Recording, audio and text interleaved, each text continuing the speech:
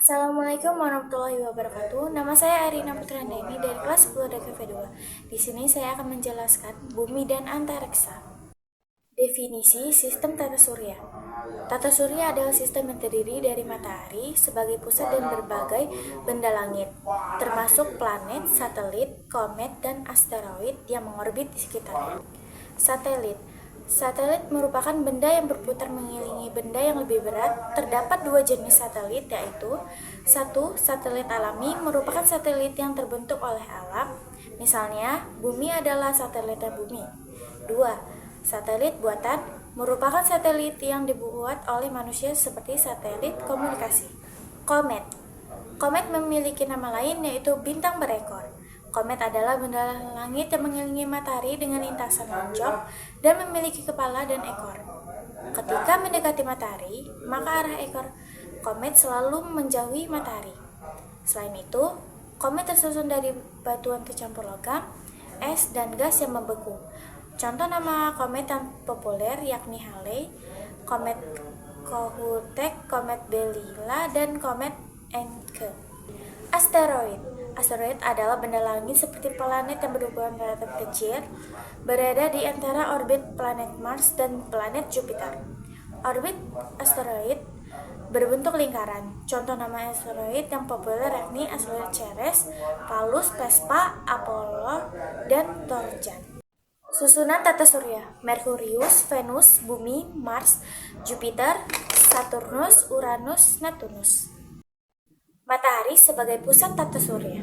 Matahari merupakan pusat tata surya yang memancarkan energi dan gravitasi, memungkinkan benda-benda langit mengorbit di sekitarnya. Lapisan matahari: zona radiasi, kona konveksi, fotosfer, kromasfer, wilayah transisi, dan korona. Mengenal struktur lapisan bumi. Pengertian bumi.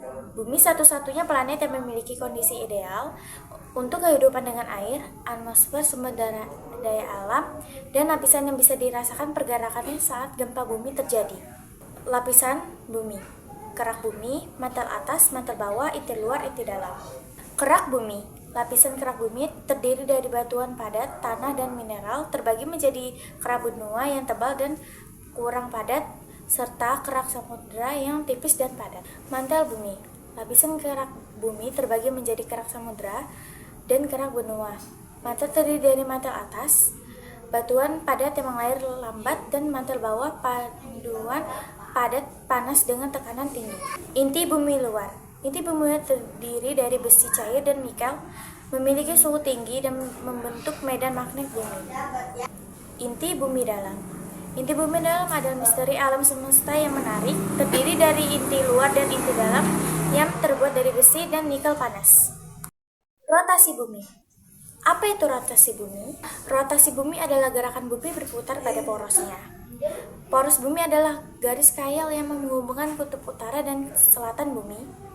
Salah satu rotasi bumi membutuhkan waktu sekitar 24 jam. Bumi ini tidak diam. Seperti kita ketahui, bumi bisa bergerak. Rotasi adalah salah satu gerakan bumi yang paling mendasar. Siang dan malam yang kita alami setiap hari disebabkan oleh rotasi ini. Arah rotasi bumi. Pernahkah kamu memperhatikan bahwa matahari selalu terbit dari arah yang sama? Bumi berputar dari barat ke timur yang menjelaskan alasannya. Ini menjelaskan mengapa matahari tampak bergerak dari timur ke barat melintas langit. Rotasi bumi dan waktu. Zona waktu membagi bumi menjadi beberapa zona waktu berdasarkan rotasi bumi. Garis bujur, garis khayal yang membagi bumi menjadi 360 derajat. Bumi dipisahkan menjadi beberapa zona waktu untuk memudahkan measurement waktu. Perbedaan waktu antara setiap zona waktu adalah 1 jam. Pengaruh pergerakan bumi, rotasi. Rotasi berputar pada sumbu menghasilkan siang dan malam, perbedaan waktu di berbagai wilayah. Rotasi bumi dan navigasi. Kompas bekerja berdasarkan rotasi bumi dan medan magnet bumi. Rotasi bumi juga digunakan dalam navigasi laut dan udara. Manusia telah menggunakan rotasi bumi sebagai alat bantu navigasi sejak zaman prasejarah. Misalnya, kompas menggunakan medan magnet bumi yang berpengaruh oleh rotasi ini. Pengaruh pergerakan rotasi bumi. Rotasi bumi berputar pada sumbu menghasilkan pergantian musim, variasi lama siang dan malam sepanjang tahun. Revolusi bumi. Revolusi bumi adalah proses pergerakan bumi mengelilingi matahari. Bumi membutuhkan waktu 365 hari untuk menyelesaikan satu kali revolusi yang setara dengan satu tahun. Rotasi bulan. Perputaran bulan pada porosnya dikenal sebagai rotasi bulan. Proses ini memerlukan waktu 29 hari untuk menyelesaikan satu kali rotasi. Revolusi bulan. Gerakan bulan yang mengelilingi bumi disebut sebagai revolusi bulan. Nama waktu revolusi bulan sama dengan waktu rotasinya. Bulan tidak menghasilkan cahaya secara langsung. Cahaya yang kita lihat adalah pantulan dari sinar matahari yang mencipta berbagai fase bulan. Dampak gerak rotasi dan revolusi di kehidupan kita. Pergantian siang dan malam, gerak semu harian matahari, perbedaan waktu di berbagai wilayah di dunia. Untuk bumi menjadi tidak bulat sempurna, perbedaan ketebalan atmosfer, terjadinya pergantian musim, perbedaan lamanya waktu dan siang dan malam, gerhana bulan, gerhana matahari, perbedaan kalender Masehi dan Hijriah. Kalender Masehi, revolusi bumi dijadikan sebagai dasar penggalan tahun Masehi yang terbagi menjadi 12 bulan. Salah satu ditetapkan terdiri dari 365 hari dan pada tahun Kabisat, jumlah harinya menjadi 366 hari. Kalender Hijriah berdasarkan periode rotasi bulan mengelilingi matahari yang berlangsung selama 29 hari. Jumlah hari dalam satu tahun adalah 354 hari dan pada tahun Kabisat menjadi 355 hari. Peran benda langit terhadap kehidupan di bumi. Asteroid dan komet dapat mengaruhi lingkungan bumi jika terjadi tabrakan. Posisi planet-planet besar menjadi Jupiter dapat mengelilingi bumi dari objek luar angkasa. Sekian penjelasan dari saya.